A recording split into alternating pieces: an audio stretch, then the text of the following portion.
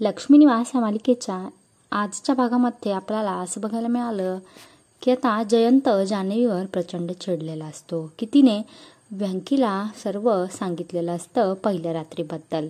आणि जयंत म्हणतो की तुला मी पहिल्या रात्री त्रास दिला तसा त्रास व्यंकीने आरतीला देऊ नये म्हणून तू त्याला सर्व आपले सिक्रेट सांगितले का.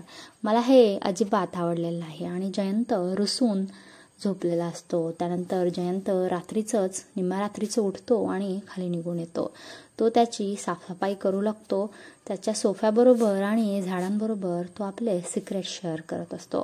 तो म्हणतो की मी माणसांवर कधीच एवढा विश्वास ठेवत नाही, कारण की माणसं ही विश्वासघात करतात, पण तुम्ही खूप चांगले आहात, तुम्ही माझ्याशी अजिबात विश्वासघात करत नाही.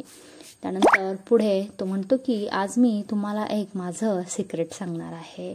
आणि जान्हवीला जाग येते. जान्हवी जयंतला शोधत शोधत खाली पायऱ्यांवरती येऊन उभी राहिलेली असते. पुढे जयंत म्हणतो की झाडांनो, मी आज तुम्हाला माझं सिक्रेट शेअर करत आहे. तर मी विश्वास ठेवलेली शेवटची व्यक्ती होती जानूचा लाडका व्यंकी दादा. आणि हे ऐकल्यावर जान्हवीला खूप मोठा धक्का बसतो. जान्हवीला आश्चर्य वाटतं की जयंत या झाडांशी आणि या सोफ्याशी, घरातल्या वस्तूंशी काय बरं बोलत असेल.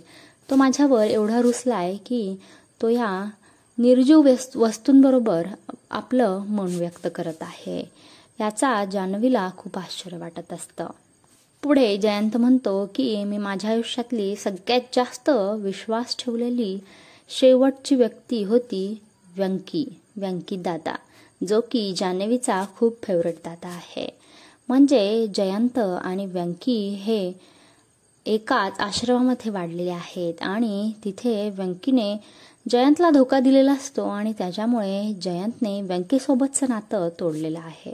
हे आपल्याला येणाऱ्या भागामध्ये नक्कीच पाहायला मिळेल.